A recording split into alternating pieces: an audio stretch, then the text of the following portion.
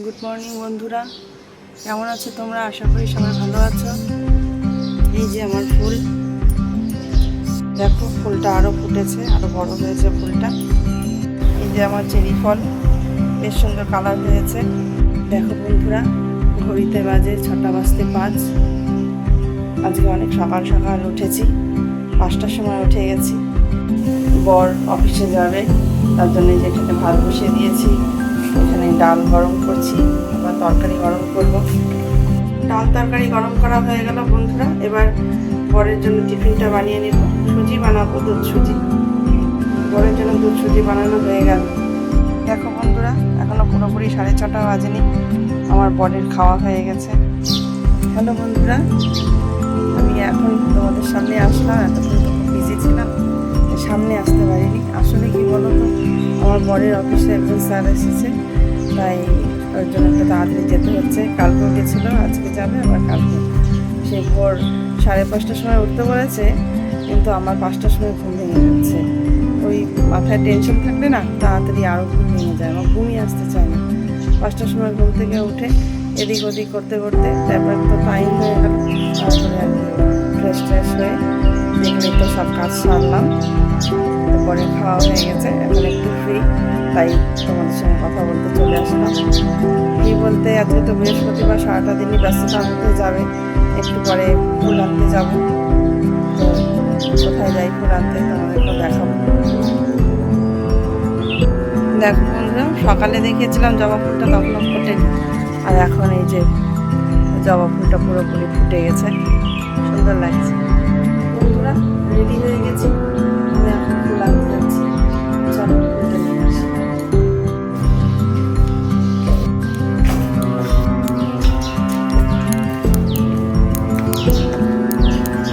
দেখো কাছে কি সুন্দর ফুল ফুটেছে।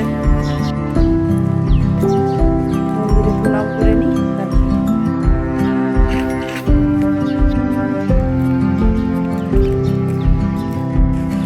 বেরিয়ে পড়েছি বন্ধুরা, ফুল আনতে যাচ্ছি। ভালো হাওয়া দিচ্ছে, বেশ ভালো লাগছে। দেখো সকালের রাস্তা একদম ফাঁকা, একটা লোক নেই। এই রাস্তাটাই আর একটু পরে একদম জাম হয়ে যাবে, গাড়ি ঘোড়া সব যাবে, রাস্তা দিয়ে হাঁটাই যায় না। আর এখন দেখো রাস্তা একদম নিঝুম, একটা লোক নেই রাস্তায়। সকাল সকাল রাস্তা দিয়ে হাঁটতে এই জন্যই ভালো লাগে, এতটুকুও গরম নেই, খুব সুন্দর ওয়েদার, বেশ ভালো লাগছে রাস্তা দিয়ে হাঁটতে।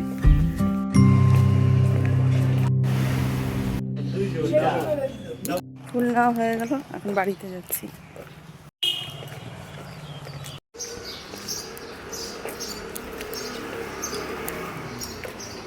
বন্ধুরা, ফুল নিয়ে এসে চা নিয়ে বসে পড়েছি। এই যে লিকার চা, অল্প মুড়ি, একটা বিস্কুট, আর চা খেতে খেতে একটু পেপারটাও পড়ে নিচ্ছি। চা খেয়ে তারপরে একটু রেস্ট নেব, কারণ অনেক ভোরবেলায় উঠেছি, 5টার সময় উঠে গেছি। তা এখন একটু কেমন লাগছে, শরীরটা খারাপ খারাপ লাগছে, ঘুম ঘুমও পাচ্ছে। মেয়েও ঘুমাচ্ছে, পরীক্ষা, আসল পরীক্ষাগুলো তো সব হয়ে গেছে, আর ড্রয়িং আর আরএলএস আছে, এটার জন্য তো প্রেশার নেই, তাই মেয়েকেও এখন সকাল সকাল ডাকবো না, ঘুমাচ্ছে ঘুমাক। আমি একটু রেস্ট নিয়ে নেব, অল্প একটু ঘুমিয়ে নেব, তারপরে তো সারাদিনের কাজটা আছেই। তা আজকে কী রান্না করব সেগুলো তোমাদের সঙ্গে শেয়ার করব। রান্নাঘরে চলে এসেছি বন্ধুরা, সকালের খাওয়া দাওয়ার ব্যবস্থা করছি।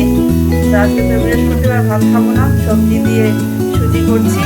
মেয়ে বাড়িতে আছে আজকে, মেয়েও খেতে চাচ্ছে, ও বলে আমি ভাত খাবো না, ওর অনেকদিন ধরে খাওয়ার ইচ্ছা, স্কুলে যাওয়ার জন্য খেতে পারে না, আজকে বাড়িতে আছে, আমিও খাবো। সবার জন্যই করছি, শাশুড়ি মা মেয়ে দুজনে মিলেই খাবো, এটা করে নিচ্ছি। তারপরে এটা দিয়ে খেয়ে তারপরে দুপুরে রান্না বাড়ে।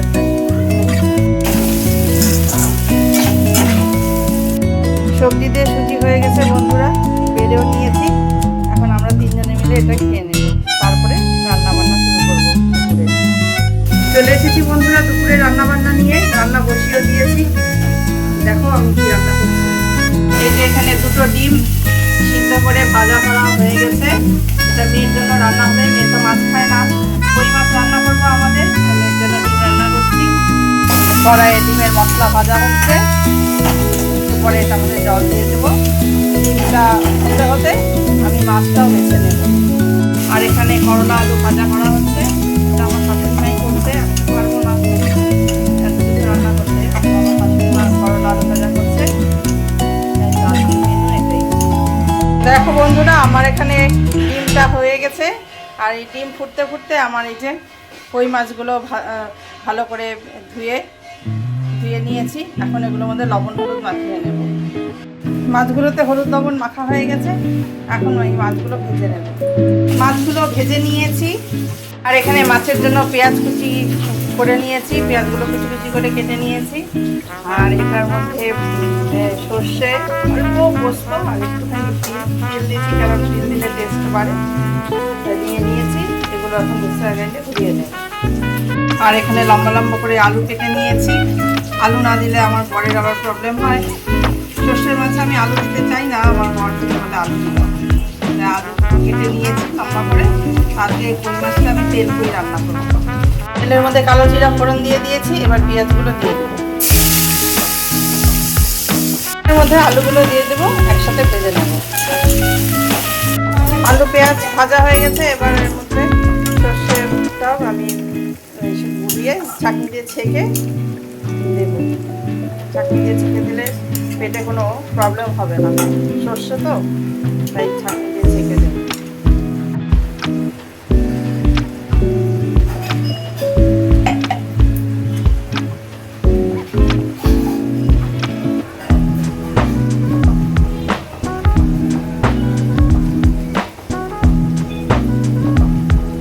আমি আরেকটু কড়াইয়ে জল দিয়ে দিয়েছি, এতটুকুন জলে তো আর হবে না, আরেকটু জল দিয়ে দিয়েছি। আর জল দেওয়ার পরে আমি এখানে হলুদ আর লবণ দিয়ে দিয়েছি।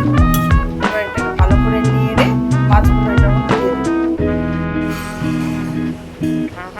4টে কাঁচা লঙ্কা নিয়ে নিয়েছি, লঙ্কাগুলোকে দেখো মাঝখান দিয়ে কেটে নিয়েছি।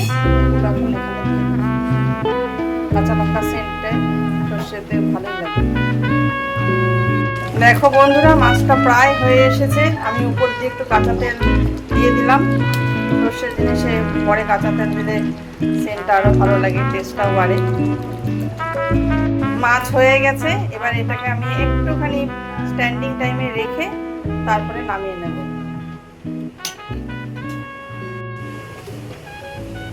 তো এই হলো তেল কই। মাছটা বেড়ে নিয়েছি, এই বাটিতে বরের জন্য আলাদা করে বেড়ে রেখেছি।